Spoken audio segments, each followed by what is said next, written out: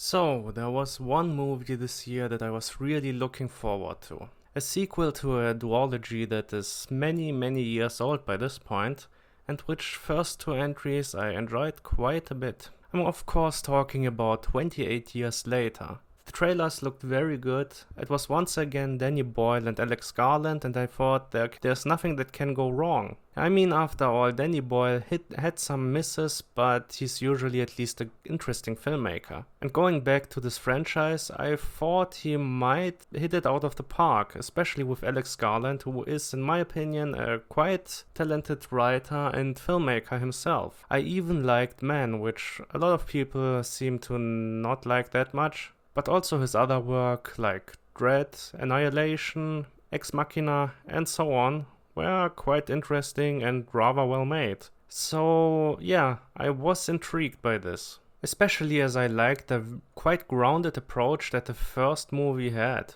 I mean, it's more of a horror drama, a slow-moving zombie film, ironically with fast-moving zombies, but a lot of drama and primal fear, I would say. After all, it's about people who turn very aggressive because of a virus and just beat other people to death or bite them.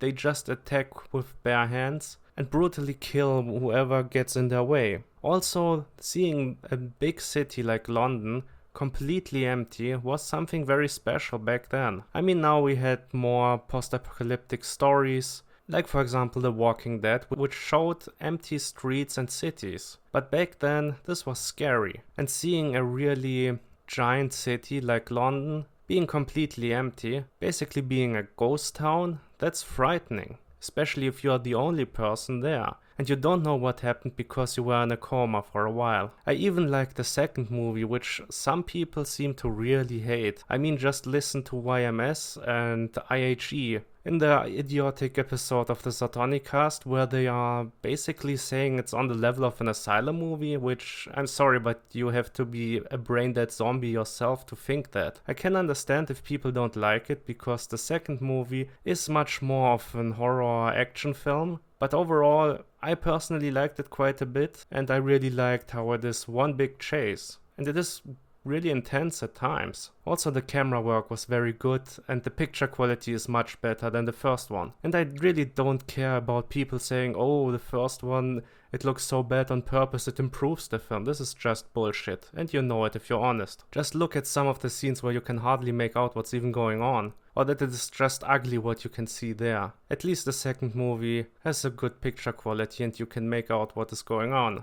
Overall, I liked both movies equally, but for different reasons. And I thought, okay, maybe it will be either like the first one or the second one in mood and tone. But we got something completely different, something really surprising, and something that I thought was really bad. And I don't know why the reviews and even some of the viewers think this is so good. But I don't want to talk down to people. After all, I am the guy who likes 28 Weeks Later, which apparently is on the same level of quality as an asylum movie. But I don't want to bore you more about the first two movies. I want to talk about this movie, 28 Years Later, and why I didn't like it. First of all, the story of 28 Years Later. We start with the first outbreak of the rage virus. We are in Scotland. There are a couple of kids watching the Teletubbies. Everything seems quite normal at first. It seems more like you are in the wrong movie, which, funnily enough, when I was at the cinema, there were some issues with the projector, and the movie started like 15 minutes later after some more technical difficulties. So some people actually thought they might are about to see the wrong movie. But no. This is actually how it starts. The kids are there to watch the Teletubbies to be distracted from what is going on, until the rage virus is reaching the house. The adults are telling the kids to hide and run away, as the infected are already in the house and attack everyone. Jimmy, a small boy, is hiding and seeing what is going on, seeing all his friends and family die. But he runs off to meet his father, a vicar, in a church. His father is not that terrified. He thinks that the apocalypse is going on and that these zombies are just bringing the apocalypse and create a new, better world. He hides Jimmy, but he himself gets bitten. Eventually Jimmy can escape and run off, and that's when we go to the main plot line of the movie. And that's when we fast forward 28 years later. We're following another kid, Spike. His mother has some issues, at first it seems like it's more a mental issue, and his father tries to make him a warrior, I guess. His mother is very confused when she wakes up, and they try to calm her down, but she doesn't realize what's going on, and when the father explains that he will take Spike to the mainland to hunt for infected, the mother is freaking out and insulting him. Until she kind of blacks out, then wakes up again and asks what's going on. And the son, Spike, is lying to her. This next part of the movie feels very much like a Last of Us ripoff. And to be honest, it is. The reason probably being that Alex Garland is seemingly quite a big gamer and has played a lot of games that also influenced him. The first one is inspired by Resident Evil, and he said that the zombies themselves were not that scary after a while, but the fast-moving dogs were. So he made his infected, his zombies, running. And very fast. So it's just logical that he was also influenced by another zombie game for this sequel. And this time it was The Last of Us, which he said he thinks is better than 28 Days Later. I'm not quite sure about that, but it's definitely better than 28 years later. We see a bit of the culture on the island, which is cut off from the mainland for most of the time. There is a path to get to the mainland, but that one is flooded most of the time, so the people on the island are safe, just going out to get some resources. We get some more glimpses into the society and how things work, and this was relatively interesting. And soon the father and son go out to hunt infected. This is some kind of ritual that is held by the islanders, so once one of the inhabitants gets like 14 or 15 years old, they get out with a family member and hunt. The thing is just, Spike is way younger, he is like 12, and everyone is concerned about it. But the father still goes out with him, and it's deemed okay.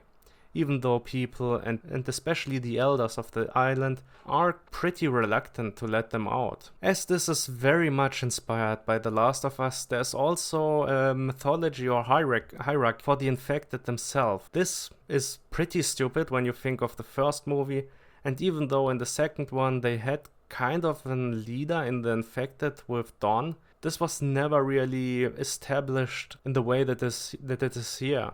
You get an explanation of the different kinds of infected right off the bat. At first they hunt for the probably most pathetic kind of zombie that I have seen in any kind of media, the so-called slow lows, that are just some bloated fat zombies that are crawling over the ground, mostly just eating what they can find, which are like worms and stuff. They pose literally no threat at all, it seems. The kid tries to kill one of them but doesn't hit the right spot, and the father then goes back and gets almost attacked by another slow low. But as I said, those are no threat at all, so they just murder both of them. Then we see something odd. There is a child zombie, another slow low, a little girl it seems, and the girl is running off. I mean, they should be also infected by the rage virus, and it's called rage virus. It's like rabies on steroids. People who are infected with the rage virus were just attacking whoever is closest to them. But here this is just fucking stupid. But okay, I guess they have evolved into zombies, as we will also see later on. I mean, also they don't look like they are still alive or anything. But whatever. They continue to search the area and find an empty house. Even though the father says that the house has been searched through a couple of times, and there's probably nothing there of interest, they still search it. And they find like a couple of things like spoons and a frisbee. But soon they get attacked again, this time by the more standard infected, I would say. And we also see our first alpha. Alphas are just like normal infected, but bigger, stronger, and as it is said, more intelligent. Not sure about that, because every zombie is like fucking stupid in this movie, but the living are not much better either, so whatever.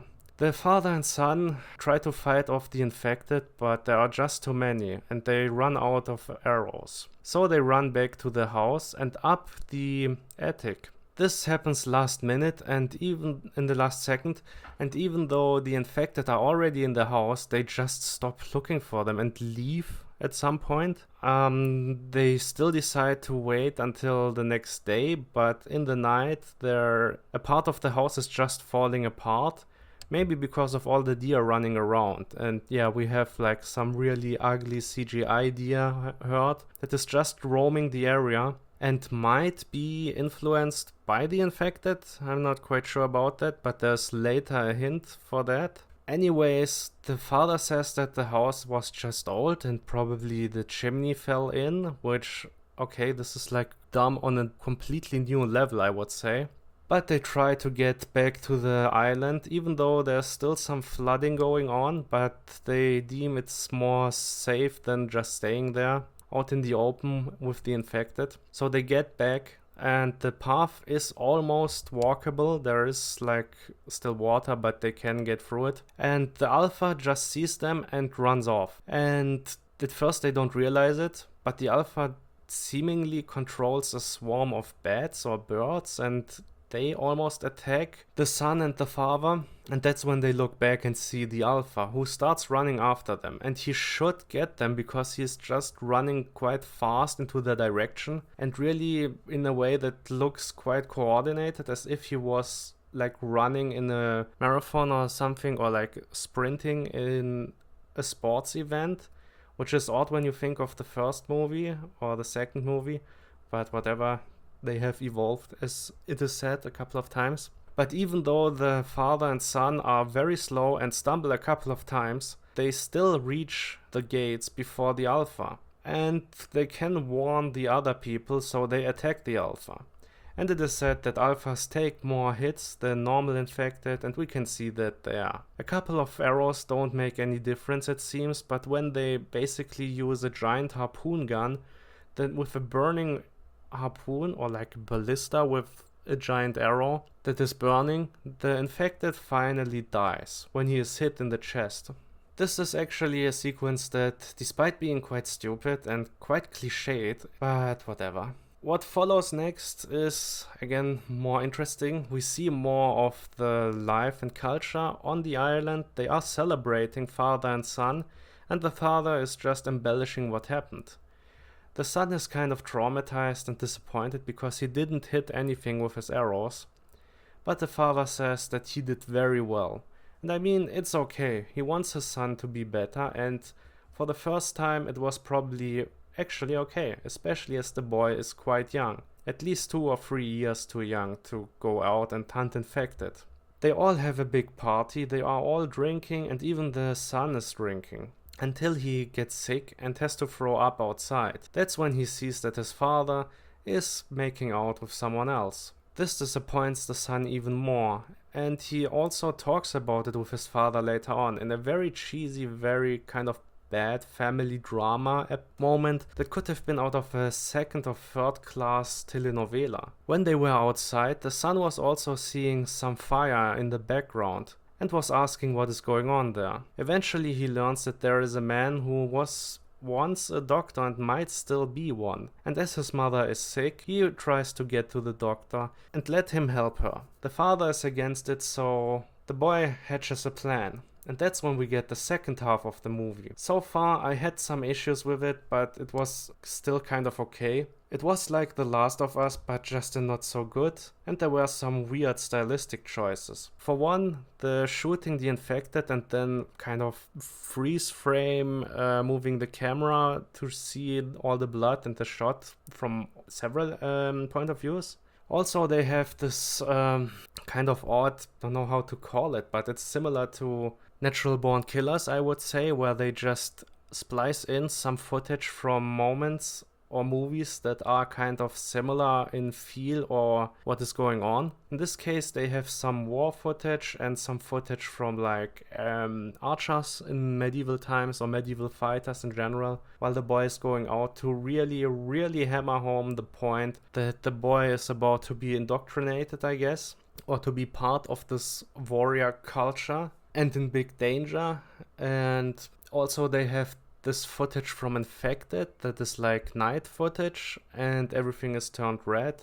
I really didn't need it and it was super dumb, and they just abandoned it in the second half completely. I mean, if you are making something like that, then be at least consequent like in Natural Born Killers, but here it feels just like they had every 5 minutes a new stupid idea that they wanted to shoehorn in. But the really dumb shit is just about to come in the second half, and it gets really bad and really, really dumb.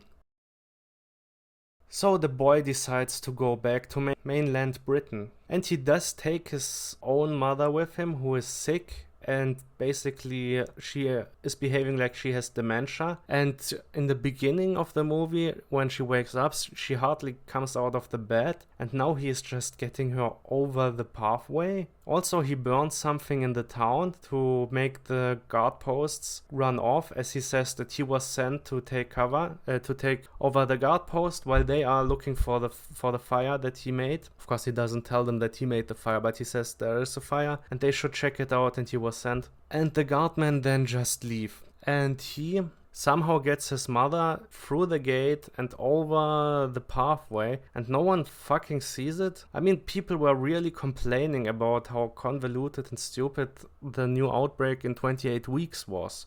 But this here in the second half already starts so fucking dumb. If you say that you hated 28 weeks later, but you liked this one, I really don't know what's going on with you. But whatever, I really don't see your point, just wanted to say that. Also, it's just so fucking stupid. He just partied the day before, so he's probably still kind of hungover. Also, they made it very clear that he was really in fear and kind of traumatized by what happened, and he is very unsure what to do. And now he's going out not just alone on his own, but also with someone who needs help. And they kind of show in the first night that he is not fit to be there. And they are almost attacked by a slow-low, but as I said, they are no threat at all. And even the dementia suffering mother is able to wake up in time and bash the skull in of the slow-low. And of course, the other day she forgets it. So this is a very convenient plot that they have here. And the infected in general are no threat at all. It feels like late seasons. It feels like the later seasons of The Walking Dead, when people just die when it is convenient for the writers or the producers. But let's go on. So they go to the doctor and think that he can help. Even though Spike was told by his father that the doctor is crazy, met him and talked to him, once they thought that he was crazy. Which is just stupid. I can understand that the boy is going out on a limb and that he just hopes that things could be better and this is a real doctor. But everything he heard sounded to the contrary. And just because he doesn't like his father, he decides to put his and his mother's life on the line. It's also weird that the father and his group didn't try to talk to the doctor when they met him. He explains that the doctor was like piling up thousands of bodies and they didn't know exactly what he was doing, just burning people, and that he waved at them. I mean, okay, the guy seems to be weird, but at least he was not aggressive. And these guys on the islands, they have become warriors and they are all about killing infected. So they could have just talked to him and find out what is going on in the first place. Then, probably because the writer and director are both bored at this point, we suddenly get a stupid action scene out of nowhere where we see some NATO troops on the island.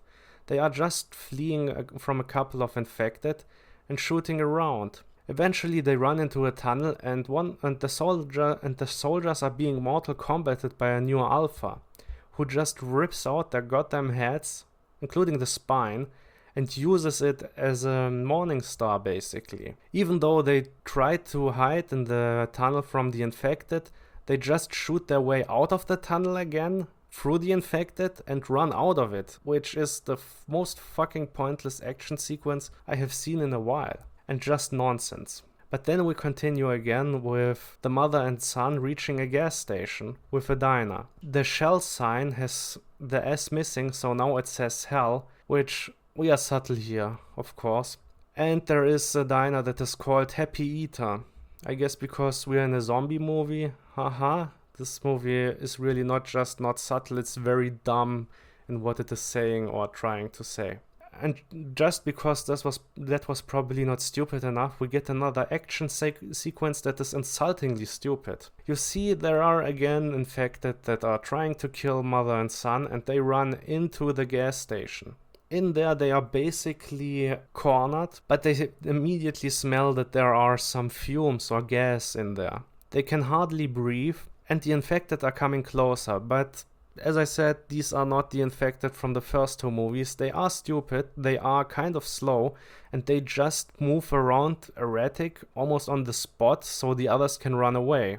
But as they are about to get eaten or bitten, eventually someone opens a hatch from the roof, and it's of course the last remaining NATO soldier. He tells them to go down and then shoots into the gas station, which just kind of blows up because of the fumes from the gasoline that is seemingly soaked into the area.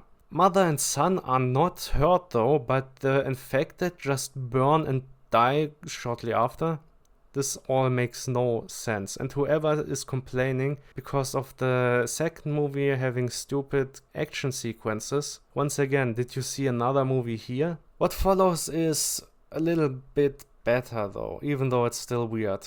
We see them walking around with the soldier, and they are talking. He at first is carrying the mother for some reason, and is talking loudly to Spike, even though infected are close by, probably.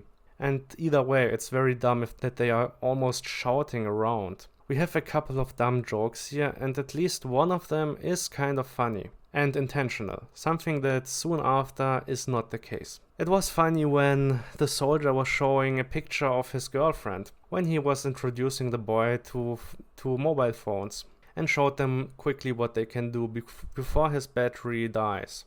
His girlfriend looks like she's very fake, like she had some surgery going on and is very heavily, and has some very heavy makeup, and just looks ridiculous. And the boy says that she looks like someone in his village that has an allergy to bees or something, and when she is getting stung, or if maybe it wasn't bees, but whatever, when she has an allergic reaction, her face is swelling, and it looks the same. Then the phone dies and the soldier just throws it away. Okay. I mean, maybe you could get some electricity somewhere. There are probably still generators somewhere. And maybe you could get something to load your phone. But this is like the smallest issue in the movie. I actually didn't mind the scenes between the soldier and the boy, or the boy and the mother and the soldier. And there is a lot of potential seeing how someone from the outside world is interacting with the islanders who were stuck there, especially the son, who never really experienced how it is to have a normal life. But the soldier soon dies in the second dumbest scene of the movie. You see, we saw that there is a pregnant, infected woman, and she was just there with other infected cleaning herself in a river. But now we hear some screams, and the mother just walks off. No one realizes where she's going and takes care of the pregnant woman. But eventually the son and the soldier are realizing that the mother ran off and go after her and see that she is next to an infected pregnant woman and holding her hands. Yeah, we saw in the first two movies that blood or any kind of wound which the infected are in contact with, or any kind of bodily fluids that are exchanged, will cause an infection that quickly takes over the next person. But here they just shit all over it, but even more with this scene and what follows. So the mother helps the pregnant infected to give birth, holding her hand and trying to regulate her breathing. The infected woman then gives birth, and quickly they realize that the baby is not infected, but actually a normal human. How does that work? Well, I don't know, and obviously the writers don't know, and don't give a shit, because they think the audience is stupid. Eventually, when we meet the doctor, he says that the placenta probably is doing miracles there, but come on guys, this is so dumb, it's insulting. I hate this trope anyways when they try to make humans when they try to make zombies more human. This only worked in Day of the Dead, and everything else that followed almost always fucks it up, and this here is no difference, and I think the sequel will probably be worse, but I will talk about that later more. So once the infected pregnant woman gives birth and rests for a moment, she turns into a regular infected again and gets shot by the soldier, who then wants to also kill the baby, because he's obviously freaked out by what is going on.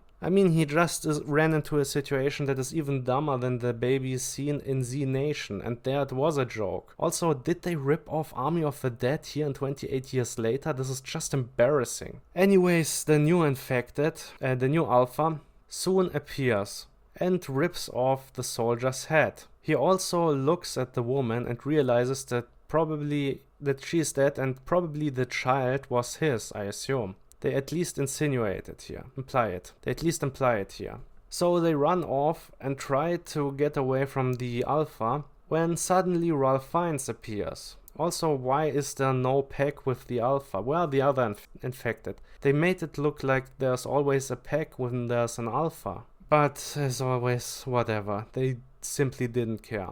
When we meet Ralph Fiennes, the movie gets somehow even more dumb.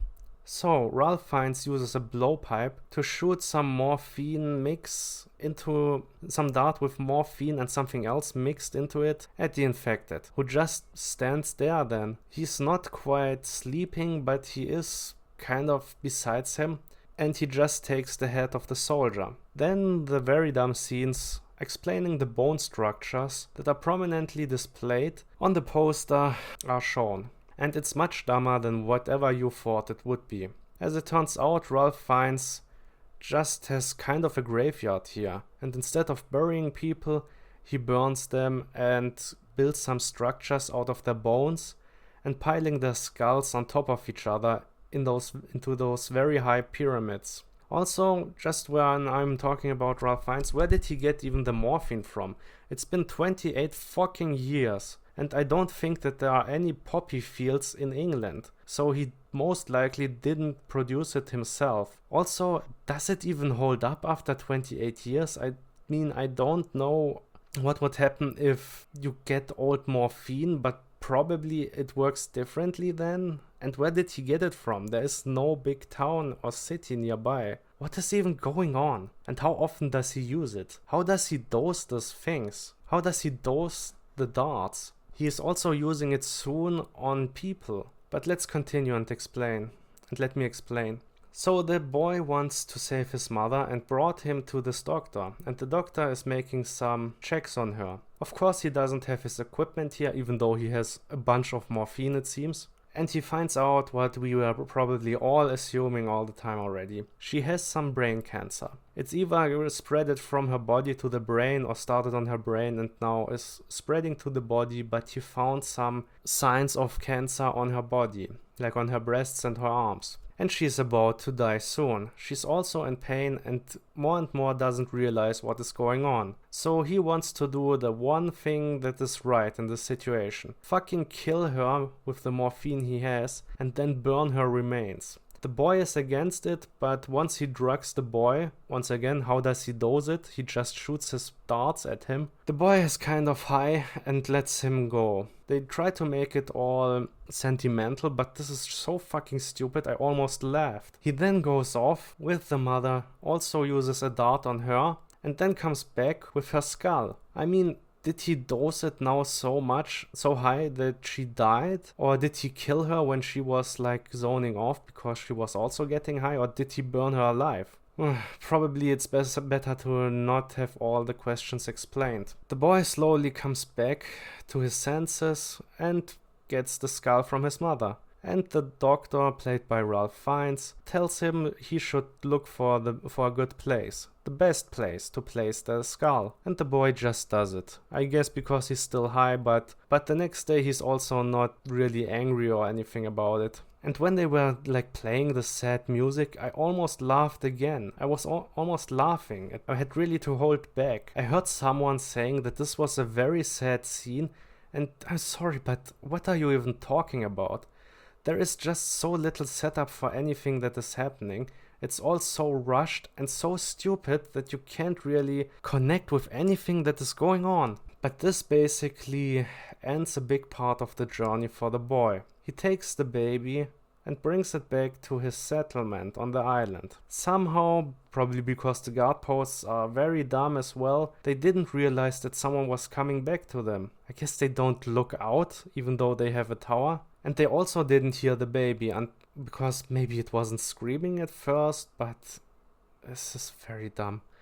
Eventually an elder hears the baby and screaming and gets it and brings it to the father of Spike. There's also a letter in it, in the basket with the baby. The letter explains what is going on. The mother has died, the boy is now going out and tries to go to the other side of the mainland, I guess. Or at least further into the mainland. Probably all his fear of the infected just washed away because he saw that they are fucking useless and no threat at all. Except if the plot wants to kill you. He also says that the baby came from an infected, but the baby itself is not infected, and that they should take care of it. Sure, good idea.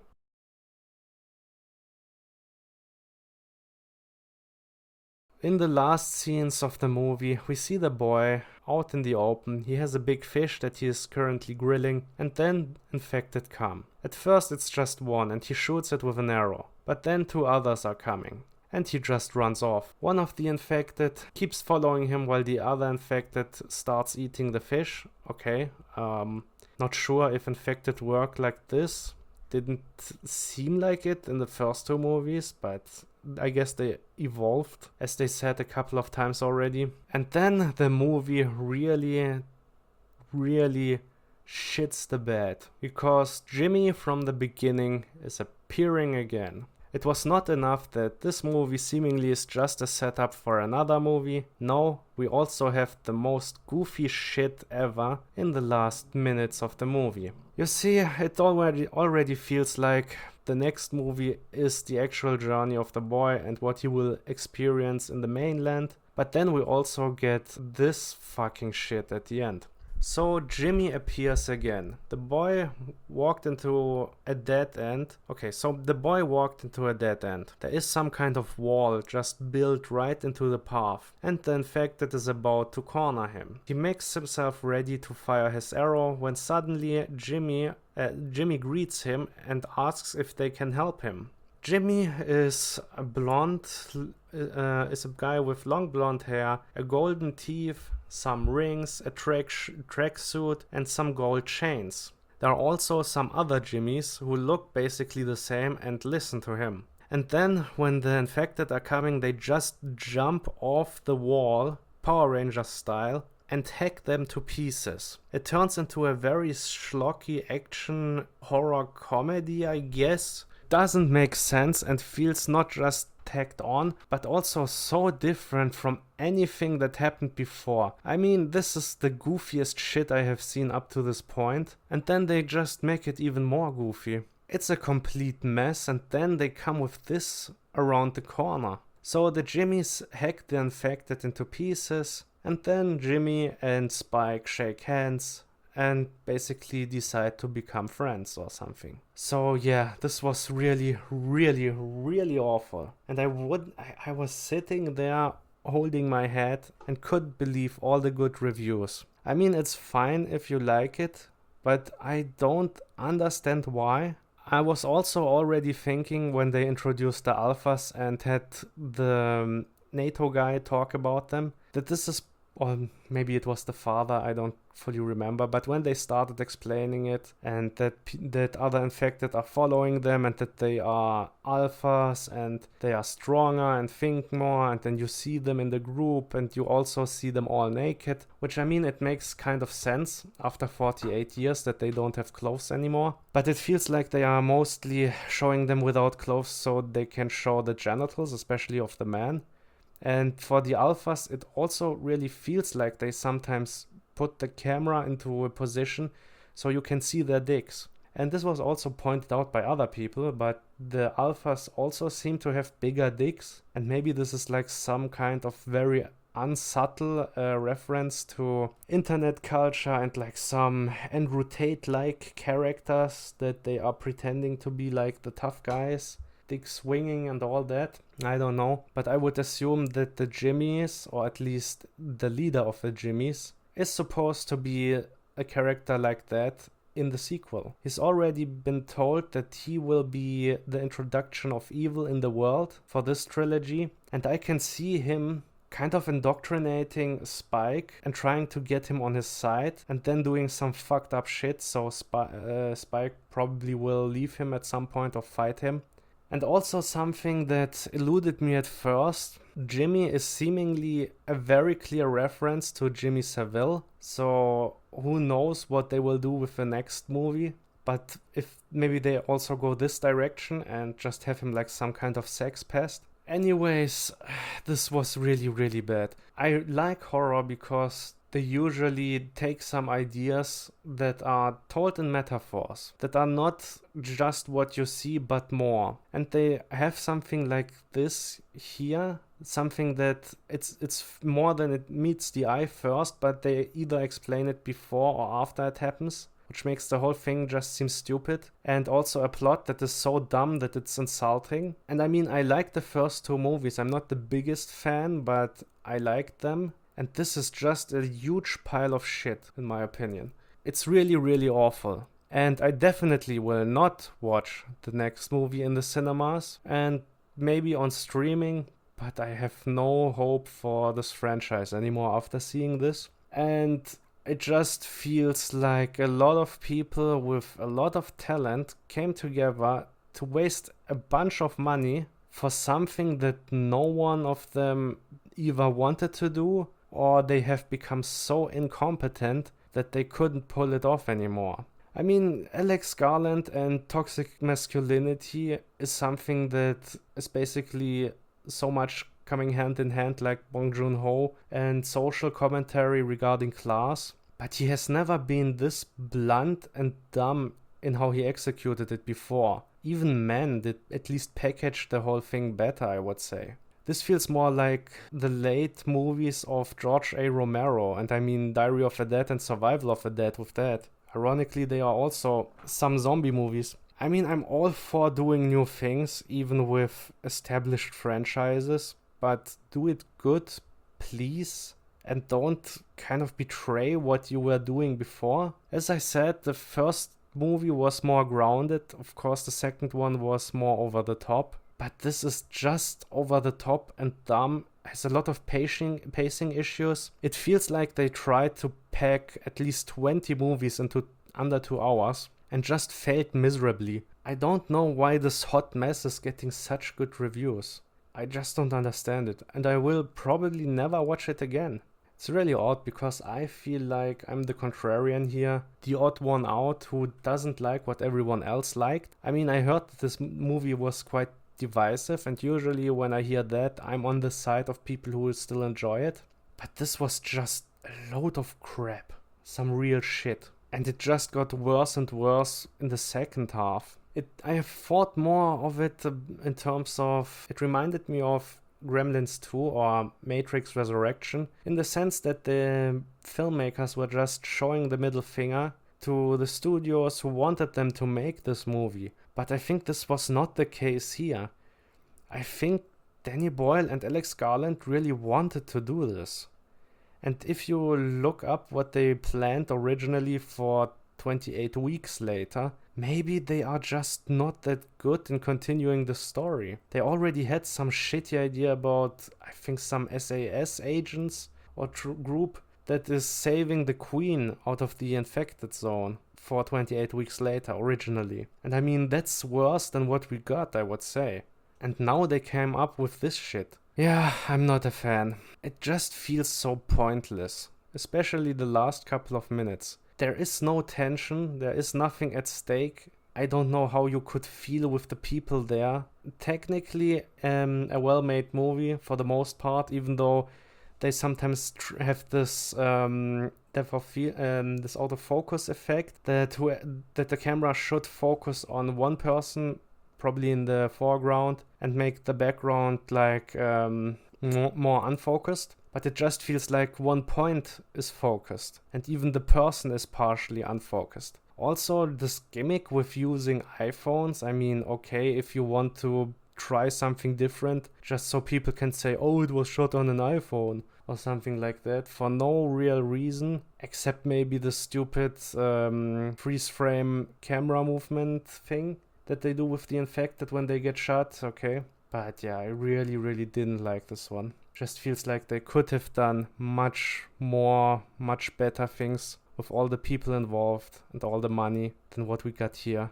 And I don't know why people are saying that this is supposed to be a clever movie, or that this is not your standard action horror movie and more for thinking people. It's very dumb in its main plot. Whatever it wants to say is hammered home, and it's, worst of all, just not entertaining, at least for me. But everyone is different, so yeah, I mean, I was ranting here for quite a while, but if you liked it, hey, that's fine. As I said, doesn't feel that original as well. Unfortunately, it's a lot of The Last of Us, then also bafflingly Z Nation, and maybe you could also say Army of the Dead, which already sounds like a terrible combination, and it takes itself too serious for how goofy it is, and is too goofy to be taken seriously. So it, for me personally, it just failed in every direction it tried to take, and that's my opinion on the movie. Too bad. I was looking forward to this, but what can you do? So my final thoughts are, this was really disappointing and bad, and I'm giving it a 3 out of 10. I would say better luck next time, but I won't be there to see it, at least in the cinemas. So yeah.